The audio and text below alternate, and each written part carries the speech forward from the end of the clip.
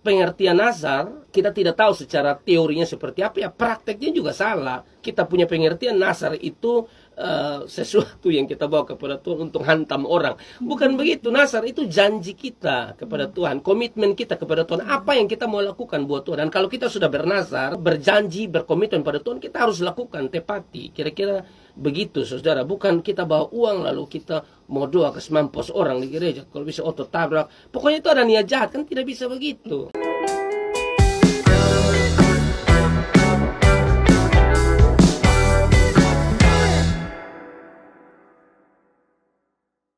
Pagi Bapak Pendeta. Ada orang bertetangga, satu gereja tapi rumah juga bertetangga. Lalu mereka dua keluarga ini berseteru. Lalu di hari Minggunya salah satu bawa Nazar di gereja. Nah, bawa Nazar di gereja.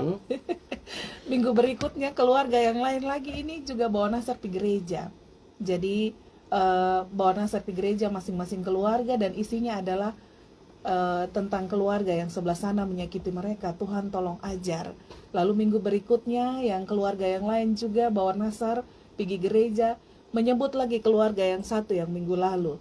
Nah, saya mau tanya Pastor Angki, ini tentang bawa Nazar pergi ke gereja.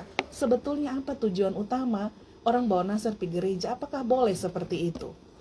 Baik, terima kasih untuk pertanyaannya yang luar biasa, dari perseteruan sampai lari pada Nazar. Lalu di dalam Nazar tersebut ya ada niat-niat yang tidak benar, kira-kira begitu ya. Yang pertama tentu kita perlu memahami dulu tentang Nazar ya. Nazar itu sebenarnya adalah janji kita ya kepada Tuhan. Kira-kira apa yang kita mau lakukan buat Tuhan ya. Jadi ini seperti komitmen kita atau janji kita, saudara ya, untuk apa yang kita mau lakukan, saudara ya. Bukan Nazar ini bukan kita bawa doi 1000 juga kita mau kok orang celaka. Nazar bukan begitu, saudara ya. Nazar ini apa yang kita mau lakukan buat Tuhan. Ini komitmen kita ya. Kita minta kalau bisa Tuhan jawab doa kita. Kalau Tuhan jawab doa kita, saya akan buat ini ya sebagai bentuk syukur. Kira-kira apa yang kamu mau lakukan buat Tuhan, itu Nazar ya. Bukan Nazar ini sesuatu yang kita bawa di gereja, uang begitu ya, lalu di dalam ada kertas yang dilipat lalu tulis kalau bisa ini satu yang bikin sakit hati beta nih mati. Nah kan tentu ini ada niat jahat di dalam hati. Nah saudara, kalau doa yang ada niat jahat, permintaan yang niat jahat begini, oh Tuhan tidak dengar, saudara. Ini kan yang saya bilang tadi, bahwa kita ini memang perlu dipimpin Roh Kudus atau penuh Roh Kudus, saudara. Dalam hal berdoa pun kita perlu dipenuhi Roh Kudus ya. Dalam hal Nazar pun perlu kita penuh Roh Kudus, saya punya pemahaman yang benar ya. Karena Roh Kudus itu memimpin kita kepada kebenaran. Nah, jadi kita memang butuh kebenaran itu. Nah, kalau kita tidak tahu Nazar ini apa, kita hantam-hantam sembarang, ini yang repot.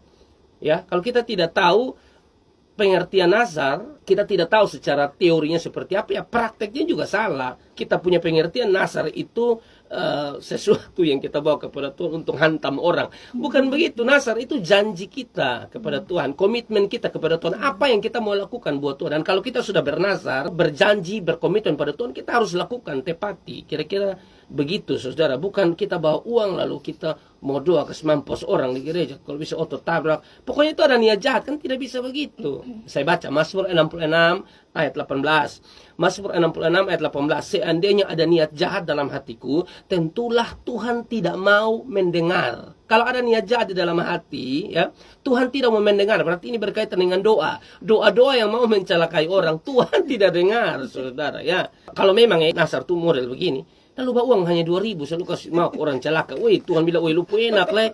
Lu pikir betanya apa uang 2.000? Kalau bisa dia mati mampus. Yang begitu loh, saudara. Tidak boleh. Ya, itu kan pengertian Nazar yang salah ya. Nazar itu apa yang saudara mau lakukan buat Tuhan, bukan apa yang saudara minta kepada Tuhan supaya Tuhan hantam orang, bukan begitu ya. Jadi dari pengertian Nazar saja sudah salah ya, tentu prakteknya juga salah ya, bukan begitu ya. Makanya Pengkhotbah pasal 5 ya, Pengkhotbah pasal 5, saya coba lihat ya, Pengkhotbah pasal 5 ayat 4 dan ayat yang ke-5 ya. Pengkhotbah pasal 5 ayat 4 dan 5 bilang apa? Kalau engkau bernazar kepada Allah, jangan menunda-nunda menepatinya. Ya, berarti nasar itu sesuatu yang kita mau lakukan buat Tuhan. Ya, kita harus tepati janji kita atau komitmen kita. Karena ayat ini bilang begini, kalau engkau bernasar kepada Allah, janganlah tunda-tunda menepatinya. Karena ia tidak senang kepada orang-orang bodoh.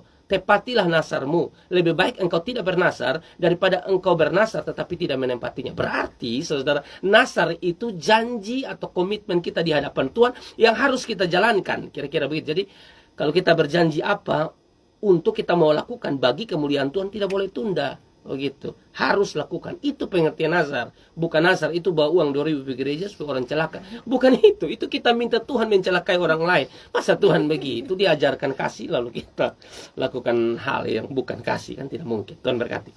Terima kasih untuk jawabannya. Kiranya ini jadi pencerahan buat kita karena banyak yang terjebak dengan nasar ini, kawan.